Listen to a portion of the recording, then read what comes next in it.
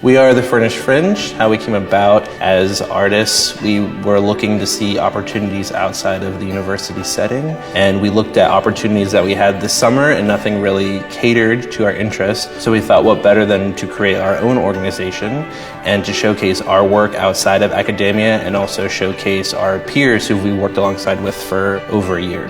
Fringe is a celebration of new and innovative works of art that's going to take place over a 3-day period, focusing on theater performance, dance performance, visual artists, and different musical acts.